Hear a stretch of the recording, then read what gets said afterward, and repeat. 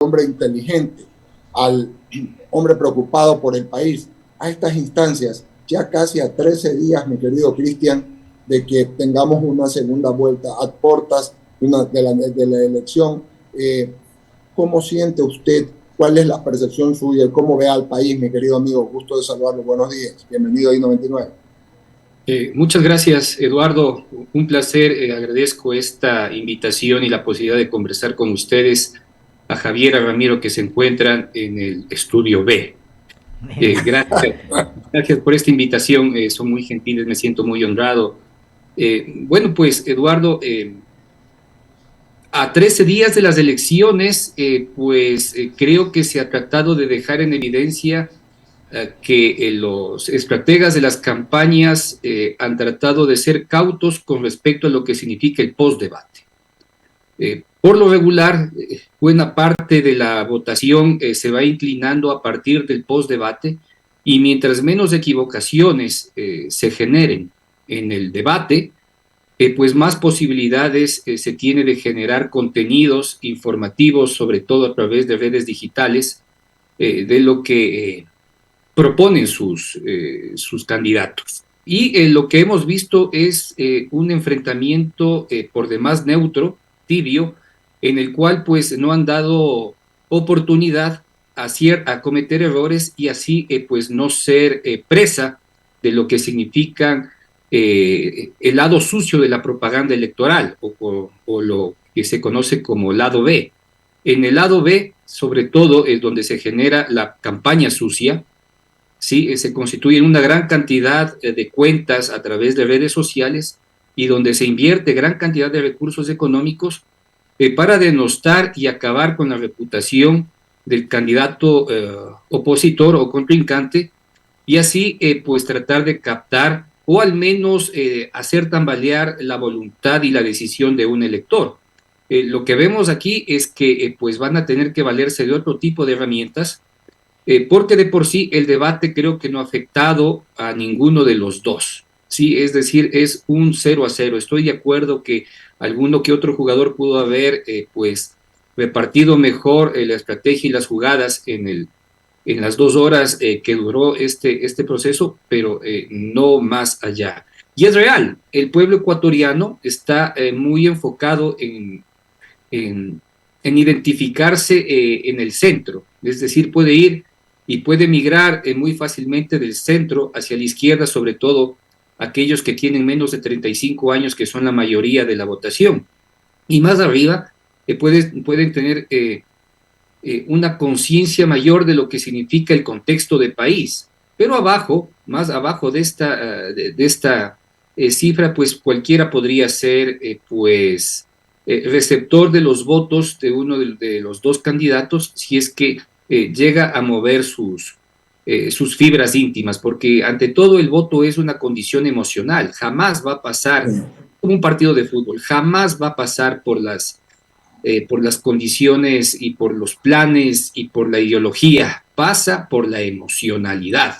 Y allá se está justamente tratando de apuntar, y pues lo que veremos en este debate, que está sobre todo estructurado en este nuevo mundo digital, sí, que es tal vez el fenómeno social más interesante que tenemos que adentrarnos y conocer nosotros como, sobre todo como mayores, que no tenemos que entender estas nuevas narrativas, lenguajes, incluso metalenguajes que se utilizan allí, que de alguna manera pues refieren y hacen entender lo que la juventud más globalizada entiende y quiere sobre un país y sobre su futuro.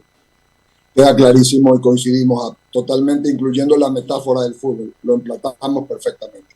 Cristian, usted quedó tercero, mi querido Cristian. Tercero en la elección. Y esto le da una responsabilidad enorme ante el país, porque es el que técnicamente queda posicionado para lo que sea más adelante. Quiera hacer política o quiera hacer periodismo, lo que usted quiera hacer. ¿Por qué no se dijo las cosas que tenían que decirse? Por ejemplo, debió haberse armado, debió haberse dicho a fondo cómo vamos a tratar el tema de la inseguridad, por ejemplo, cómo íbamos a arreglar el tema de la medicina, en fin, ¿Qué vamos a terminar haciendo para descubrir a los asesinos de Fernando Villavicencio? Que estoy diciéndole cosas que se me vienen a la mente. ¿Cómo vamos a resolver? No solo nombrar el tema de 10, ¿cómo lo vamos a nombrar? Siendo tercero, a usted mucho le va a corresponder algo que los ingleses llaman el shadow cabinet, es decir, usted el gabinete de sombra, le va a tocar muchas veces venir a decir, mira, esto es lo que debemos de hacer, porque sería como un primer ministro o como un presidente en sombra. Por detrás, ¿qué sugiere usted a los ecuatorianos para votar, tomando en cuenta lo que le he dicho? ¿Qué debemos hacer y qué no debemos hacer? Sí, en verdad es una responsabilidad muy grande como ecuatoriano el hecho de haber obtenido una votación que representa el tercer puesto dentro de las elecciones y ahora me impone una condición especial, ¿sí? Ante el país y quiera o no yo, ¿sí? Tengo una voz que tiene que ser presente y constante en lo que significa la vida nacional. Eh, yo Yo me quedo muy preocupado porque en realidad yo no soy un populista y mucho menos puedo mentir. No puedo tener un discurso que se base sobre un baratillo de ofertas. No es mi estilo y jamás lo será. No podría entrar en este camino. O sea, yo entiendo con claridad que desde el punto de vista económico, que es el principal que tiene que solucionarse el país, pues no existen recetas mágicas, no existen recetas mágicas, lo que pasa es por una constante disciplina, un manejo férreo de la economía y un proceso de seguimiento a profundidad de los procesos de gasto público. En el 2022 me parece que son como el 27% del presupuesto del PIB, algo así como 31 mil millones de dólares, 31 mil millones de dólares dirigidos al gasto público que no tiene un seguimiento o un proceso de seguimiento disciplinado y real para saber cómo se entrega y cómo se invierte esos recursos. 31 mil millones es mucho dinero que bien manejado, bien orientado, pues puede solucionar una parte de los problemas, al menos que el dinero donde falta al gotee, ¿sí? Y donde pues aparentemente pues se equilibre el uso de esos recursos. Por eso pasa, y sobre todo el Ejecutivo tiene que ser un gran administrador. Pasa por ese nivel, pasa por esas condiciones y bajo esas consideraciones nosotros no hemos escuchado de ninguno de los dos candidatos si una propuesta real al manejo y gestión de los recursos económicos. No van a poder hacer mayor cosa, el presupuesto No. general del Estado ya está, ya tiene un candado, está listo, ellos tienen que sujetarse a ellos y lo que les corresponde es gastar adecuadamente, ser un gran administrador. Y para eso están los ministerios, por eso es la fortaleza y fuerza de los ministerios, colocar a las personas adecuadas para que hagan el justo seguimiento a la gestión económica de lo que significa invertir esos recursos. Por otro lado, está el gasto corriente, donde efectivamente entendemos que pasa el tema de salud, el tema de educación, ¿no es cierto? El tema de pagos constantes y equilibrados y seguros a la fuerza pública, y pues allí tiene que simplemente gestionarse para que estos no falten y se mantengan. El gran problema es el hueco fiscal que nos dejan de aproximadamente el 5% del PIB, que prácticamente ha sido histórico, Eduardo. Eso es lo que No. nosotros hemos recibido, entre el 3 y el 5%, este año es mucho más, es del 5%, pero es lo que hemos debido aprender a manejar, ¿sí? Siempre en un constante proceso de crisis y siempre en una condición de gestión del despilfarro. El gran desafío es utilizar bien los pocos recursos que tenemos y que no van a venir de otro lado, porque los perfilamientos de créditos internacionales, tal como se ha señalado, tienen que dirigirse a los grandes problemas que va a tener el país, el fenómeno del niño. El Estado ecuatoriano, a través del gobierno actual, entiendo que tiene un perfilamiento de un crédito del Banco Interamericano de Desarrollo de aproximadamente 200 millones, que puede crecer a 600, y si es que se maneja correcto puede ser 1.200 millones para el manejo de todo el niño. ¿De dónde se va a sacar el resto de recursos? No habrá más. No habrá más. Así Entonces, es. con suerte, tendremos 1.200 millones para enfrentar este y el siguiente año y gastar pues de la forma más austera y honesta y disciplinada posible. Eso es real. No se puede construir no se puede hacer mayores cosas, más que restablecer las condiciones logísticas de comunicaciones e infraestructura de lo que requiere el país, ¿no? Y ahí pues mucha comunicación, mucha política, pues habrá que destinar otros recursos que tal vez hagan falta para ciertos lados, pero habrá que profundizar lo que significa el tema de salud y educación. No se puede parar la educación y no se puede parar sobre todo la salud en tiempos en los cuales toda la cuenca del Guayas y pues toda su zona de influencia, esta zona agroindustrial y que es el granero del país, ¿sí? Se detenga. O sea, será un parón económico poderoso y fuerte que tendremos que reponernos, pero los ecuatorianos de alguna manera estamos acostumbrados a quejarnos y a vivir en estas condiciones. Y el otro gran tema que me duele mucho, Eduardo, Javier Ramiro, el hecho de que todos los candidatos terminaron asumiendo el discurso de Fernando Villavicencio con respecto a seguridad. Sí, señor. Sí, señor. Todos terminaron asumiendo. Hasta antes de la campaña nadie se atrevía a hablar de la famosa tabla de drogas. Villavicencio fue el único que rompió ese esquema y les dijo, están equivocados, eso hay que romper, y ahora todos han asumido esa condición porque entienden que efectivamente por allí va el problema, ¿sí? Lo han asumido. ¿Quién tuvo la valentía? Fernando Villavicencio. Y ahora todos lo asumen. Incluso la propia Luisa González, que acepta que se hizo esa tabla para los mayores de edad, no para los niños y los jóvenes, cuando el gran problema que tenemos son los niños y los jóvenes. Es un grave problema de salud pública las drogas, el uso de la heroína es un tema gravísimo, que no lo quieren tocar, y quien lo entendió en su claridad desde un inicio siempre fue la policía. Pero no tenía la voz ni la política para decir cambien esto, porque sonaba políticamente incorrecto. Claro. Llega Villavicencio, habla lo políticamente correcto, lo que se tiene que hacer, y ahora todos lo asumen. Villavicencio ha dicho militarizar los puertos, y ahora todos lo asumen. Todos asumen. Y es posiblemente que el crimen y el asesinato de Fernando Villavicencio pase por este anuncio de militarizar los puertos, y ya los candidatos lo asumen. En buena hora han tomado este discurso poderoso y disruptivo y claro que tenía Villavicencio, pero todavía pasa por temas muy claros que supongo que por temas estratégicos no es fácil hablar, sí, pero sobre todo el presidente que llegue tiene que sentarse y entrar en un proceso claro de depuración de la policía. Clarísimo, Cristian. Le paso a Javier Segarra, luego Ramiro, y luego vuelvo al final con un par de preguntas. Adelante, Javier, por favor. Gracias, Eduardo. Cristian, ¿cómo le va? Buenos días. Sí, la verdad que es una situación en la que, y aquí lo hemos señalado en estos micrófonos, que cuando uno escucha yo no quiero llamarle debate, pero lo que se conoce como debate presidencial, es que sí, a los ecuatorianos nos dejan ahí algunos temas sueltos, porque se exponen los argumentos, pero no se dice cómo.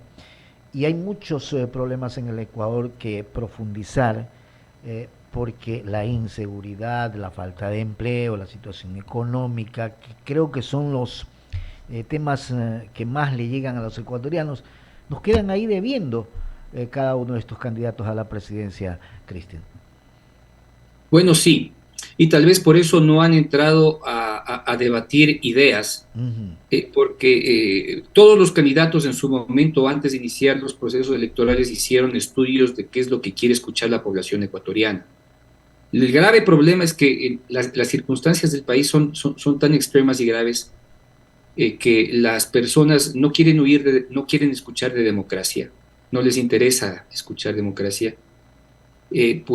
Tampoco les interesa hablar de justicia, ¿sí? Lo que quieren es dos temas principales: trabajo, ¿sí?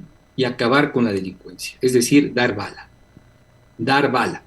Por eso es que uno de los candidatos se centró, ¿sí? Que por suerte perdió, pero uno de los candidatos solo se centró en establecer las condiciones de seguridad, y se convirtió en un discurso por demás monotemático que le llevó al fracaso, porque esto implica una visión multidimensional de los problemas, no solo es uno. En verdad el problema de seguridad es el más grave del país, pero el principal problema de los ecuatorianos es la falta de empleo y la falta de acceso económico, y es por eso que nosotros tenemos y se ha creado en el país pues una economía criminal alterna que está poniendo en jaque la misma estructura del Estado y pues la capacidad de, de supervivencia del mismo como país. O sea, tenemos prácticamente, no, no es un país quebrado, pero es un país que está fracturado por los problemas de inseguridad y eso hay que toparlo. Yo no escuché un debate serio con respecto a este tema y hay que hablarlo con claridad. El rango de lo que significa esta economía criminal que ahora nosotros enfrentamos con ecuatorianos debe ir entre los 800.000 personas a 3 millones de personas, en los peores escenarios. ¿Cómo sacamos a toda esta gente de este mundo ligado a la economía criminal? O sea, es un debate enorme, poderoso y que hay que efectivamente asumirlo con enorme valentía. Este ¿Sí? país lo que ¿Cómo? necesita es un consenso desde todos los puntos, o de todos los sectores que directa o indirectamente puedan estar involucrados. Es la única forma de buscarle una salida al Ecuador. Caso contrario, vamos a seguir con esto, prevaleciendo los intereses partidistas y políticos por sobre los intereses de los ecuatorianos, Cristian. Sí, yo creo que en este sentido tal vez Daniel Noboa, por su cosmovisión, de la vida que viene, la coyuntura de entender cómo funciona la economía privada, debe tener o percibir mejor cómo es estas estructuras criminales están ya penetrando e infiltrándose en la economía formal del Ecuador y pues dándole otro tono a ciertos grupos que se van alineando con los grupos de delincuencia organizada y otros que los manejan. Del otro lado creo que no se entiende absolutamente nada. O tienen claro hacia dónde tienen que apuntar y con quién van a estar. Pero yo creo que ese es el gran debate del Ecuador. Sin ¿Cómo duda. vamos a impedir que esta economía criminal termine de filtrar, ¿sí? O apoderarse o irse empoderando de los espacios de la economía formal ecuatoriana, sobre todo en la costa? O sea, Fíjese, ya hemos visto cómo se tomaron la justicia, ahora van por la economía formal. fíjese que hay cosas que a veces el país no conoce, pero desde hace un tiempo atrás, unos 3 4 años atrás, Esmeraldas, que es por ahí donde empezó el problema. ¿Ah? En Esmeraldas, estos narcos iban a las haciendas y les decían a las familias que vivían ahí, te compro esto, cuesta tanto, toma. Y ellos decían, no, no quiero venderle, toma, perdónenme la expresión, o te jodes. Esta gente tenía que salir de su tierrita, de su finca, de su hacienda pequeña, y así se fueron apoderando en la parte norte de Esmeraldas. Y hoy nadie tiene una finca, nadie tiene una hacienda, sino que están ahí, para el sembrío de lo que usted y yo y todo el país conocen, ¿no? Esa es la realidad, y eso es lo que muchas cosas no se pudieron detener en su momento. Bueno, sí, y han habido evidencias muy claras de esos temas. Por eso a mí me llamó tanto la atención que Luisa González pues llame a su plan de gobierno el plan Resurgir. Hubo un operativo antidrogas que se llamó, que tuvo ese nombre, ¿sí? Que involucró al círculo más íntimo de Rafael Correa y que no fue descubierto por la policía ecuatoriana, sino por la policía española, allá por el año 2013-2015, cuando identificó la filtración de una gran cantidad de narcos en Esmeraldas, ¿sí? Y pues de allí se llamó Operación Resurgir. Yo no entiendo cómo pueden tomar el nombre de un operativo de drogas que fue el más cercano en su momento al expresidente, con el plan actual para recobrar el país. No tiene ningún sentido. ¿O es que acaso olvidaron o lo hicieron premeditadamente o es que el subconsciente les traicionó? Es un tema que no es cualquier cosa, porque pasa por narrativas y por consolidar posiciones y tal vez definiciones con respecto a lo que significa enfrentar la real lucha que nosotros debemos pues tener como ecuatorianos. Ramiro Cepeda continúa con el diálogo, Cristian, ¿no? Gracias de mi parte. Cristian, ¿cómo te va? Es un gusto, Camilo. Buenos días, qué gusto saludar. Buenos días. Vea, usted en un corto plazo pasó de la cabina de transmisión del partido a la cancha a jugar la pelota y ahora está en la banca en la dirección técnica. Esta metáfora, lo más cercano a lo que le ha pasado a usted en la vida en las últimas semanas, quiero aterrizarlo en la aritmética legislativa, en la cual yo creo mucho. Y la aritmética legislativa me dice que si ustedes no están en una mayoría que logren armar, la cual la veo un poco complicada, dada la fracturación y la concentración de votos dentro del seno de la Asamblea Nacional, no podrán hacer mucho de lo que usted está diciendo, más que una suerte de presión moral. Y resulta que tampoco se los eligió para una presión moral, sino para una eficaz acción legislativa.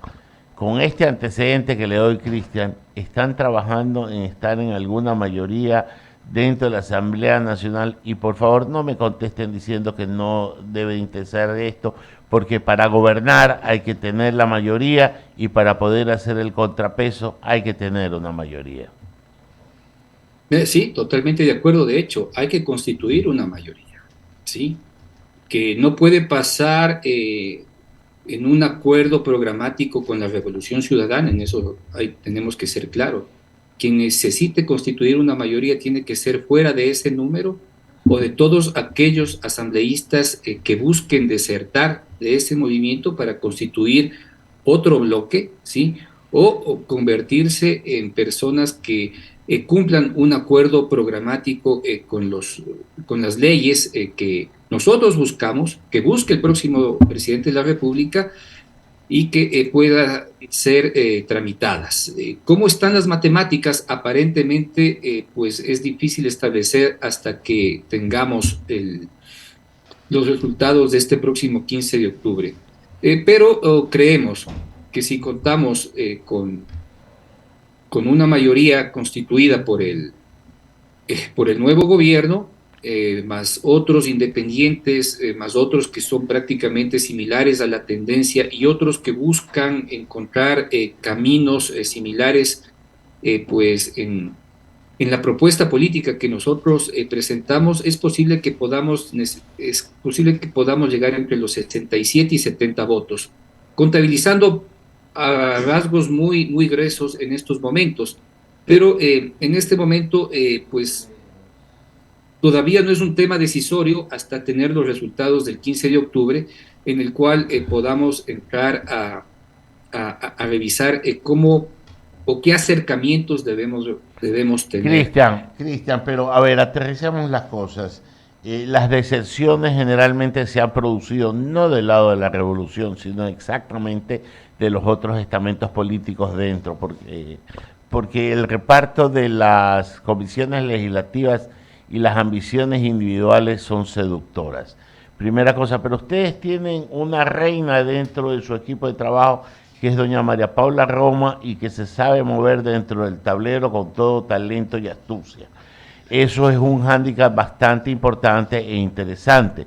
Pero el negarse a conversar, esto es impracticable, porque una democracia hay que conversar con Dios y con el diablo, porque a veces el diablo actúa mejor que muchos santos. Entonces, ¿por qué cerrar las puertas a una conversación de país cuando lo que se debe de hacer es justamente conciliar posiciones? Porque están matando a gente en las calles, no solo a los de los unos, sino a los de los otros también. Los negocios son de los que votaron por la lista A y por la lista B. La gente que se está yendo al exterior son hijos de los que votaron por la lista A y la lista B. Entonces somos en un Ecuador que está herido, y yo no quisiera decir de muerte, pero bastante grave, en un estado en que vemos a los políticos, como decía Piero, verlos pasar y pasar, viéndonos la cara de cojudos a todos. Camilo, nosotros llegamos con una votación total de 30 asambleístas, ¿sí? Uno que fue separado inmediatamente por temas que identificamos a mediados de campaña, ¿sí? Nos quedan 29, y tal vez otro que se separe acompañando a ese grupo, porque no entendemos, nos quedan 28. Es posible que perdamos 2 curules o que las podamos mantener en el proceso electoral sobre todo en el exterior, que vamos nuevamente a elecciones y que en su momento pues el Consejo Nacional Electoral tendrá que enfrentar sendos procesos, sea políticos y también penales, ¿sí? Nos quedan 28, ¿sí? Entre 27 y 28. Con ese número, si bien es un bloque por demás importante, si no tenemos conversaciones estaremos totalmente aislados y nada de lo que hemos propuesto, ¿sí? Dentro del plan que Fernando Villavicencio pues lo pregonó, lo cumpliremos. Estamos obligados a encontrar acuerdos legislativos, ¿sí? Y los acuerdos legislativos pasan por una conversación seria con el resto de organizaciones que no sea la Revolución Ciudadana. Ellos tienen 50, pero pueden quedar aislados, ¿no es cierto? Si es que efectivamente pierden las elecciones. Y de perder, en el caso de que gane Luisa González, pues entraremos en graves problemas y tendremos que ver cómo se alinean todas las fuerzas políticas para enfrentar estos embates. Yo creo que hay que hablar claro creo que no debe perjudicar ni molestar a nadie. Nosotros hemos visto en el último año y medio cómo el Partido Social Cristiano y la Revolución Ciudadana han compartido agenda. El Partido Social Cristiano ha dicho que esta vez ha entendido el error y que pues no puede ir con ellos, sin embargo, comparten aún los principios de la misma agenda, así sean por cuerdas separadas, pero comparten la misma agenda. A ver, Cristian, la agenda que comparte es que si quieren comer el puesto de la fiscal general de la Nación. La agenda que comparte es que quieren reformar algunas instancias de la justicia. Esa es la agenda que quiere todo. La agenda que está caminando es la elección de Contralor. Por supuesto, ya tenemos claro qué es lo que quiere. No me diga que no tienen elementos para juntarse. Dios los cría y ellos se juntan. Pero en todo caso, cuando eso puede ser suplantado por una agenda país de gente decente, y Facundo Cabral decía, si la gente buena, la gente mala supiera lo bueno, el buen negocio que es ser bueno, fueran buenos aunque sea por negocio. Pero resulta que nosotros tenemos también una suerte de responsabilidad cuando no hacemos entender a la ciudadanía y al país entero que hay que trabajar, porque si esto sigue así, resulta que de aquí a muy corto plazo esto será un Estado fallido. Por eso es tan importante encontrar un camino para el acuerdo programático y nosotros señalamos con claridad que tiene que haber una apertura de diálogo, pero por supuesto que sí. Cuando exista o queden clarificadas las condiciones y el escenario del nuevo presidente de la República y pues el número final que se puedan tener cada una de las bancadas con respecto a la elección de asambleístas en el exterior. Y con los números claros, pues habrá que entrar a conversar con cada uno de ellos. Es posible obtener una mayoría bajo acuerdos programáticos de interés mutuo en lo que quiere el nuevo gobierno, ¿sí? En lo que significan las 4 leyes fundamentales. El tema de una ley de inteligencia, el tema el tema de descentralización de los gobiernos autónomos descentralizados, de extinción de dominio, más las leyes que el presidente de la República quiere imponer desde lo económico, hay que impulsarlas. Un acuerdo programático para sacar adelante 5 leyes sin dejar de trabajar todo aquello que se ha hecho. Pues eso es lo que justamente hay que hacer. Y no hay que tener miedo a los acuerdos siempre y cuando sean claros, ¿sí? Clarísimo. Que no existan, acuerdos opacos debajo de la mesa que efectivamente terminan perjudicando a todos, porque cuando no se habla claro, independientemente del costo político que significa eso, pues los daños al país son mayores. Le paso a Eduardo Mendoza para que termine la entrevista, que está en el estudio B. Ya dije bien. Mi querido amigo Cristian, solo una pregunta que creo que todo el Ecuador se hace y sigue preguntándose: ¿cómo van las investigaciones de la muerte de nuestro querido amigo, que Dios tenga en su gloria, Fernando Villavicencio? Este próximo sábado se cierra ya la investigación por parte de la Fiscalía. Habrá un número de personas directamente señaladas como responsables del crimen, aproximadamente 13. Ahora se entienden las condiciones y la planificación de este magnicidio. podrían ser alrededor de 30 personas que participaron en el ámbito material para asesinar a Fernando Villavicencio, ¿sí? Todas estas estructuras o jerarquías que pasan eh, por los gatilleros que se encargaron de perpetrar el crimen, por este grupo de banda delincuencial que trabaja en el sur de Quito, que se llama la banda de Fabricio Colón Pico, por su relación que tiene con este grupo de llamados de Lobos a la Sombra, que es una organización netamente serrana, ¿sí?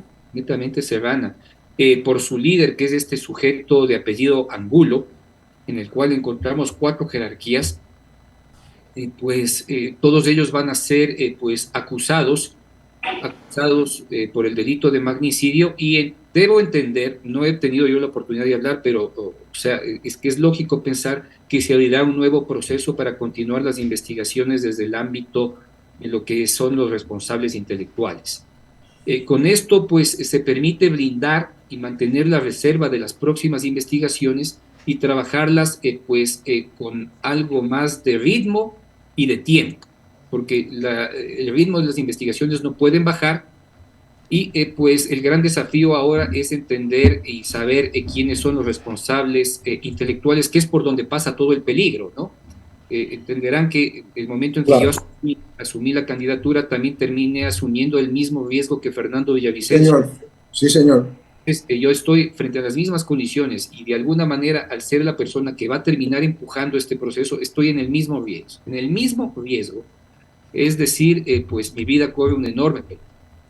Sin embargo, esto no va a detener el hecho de que generemos las líneas necesarias, sea desde lo político o sea desde lo penal, para identificar y buscar las líneas de los responsables intelectuales. Al menos en lo material se ha identificado y aspiramos que en cualquier momento, de no acabar con la vida de estas personas que están involucradas, porque eso es lo que puede suceder, pueden matarlos para callarlos Mm.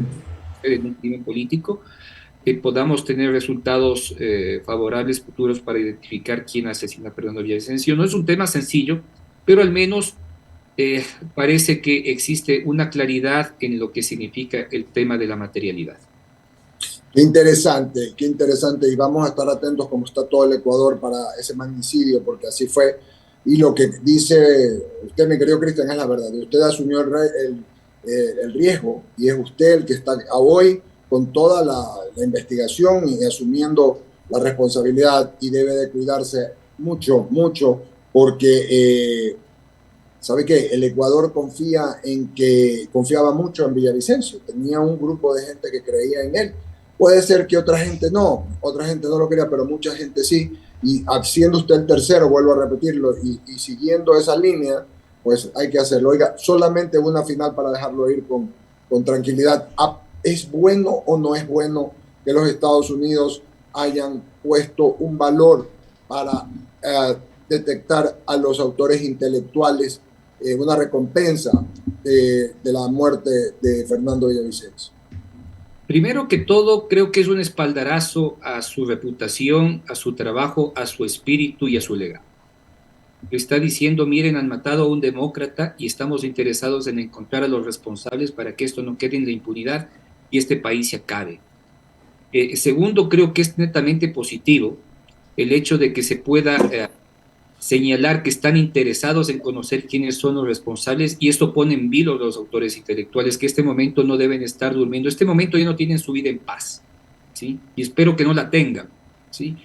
Y denota con claridad el interés que tiene los Estados Unidos por intervenir directamente en lo que significa pues los temas en que nosotros no tenemos capacidad de resolver.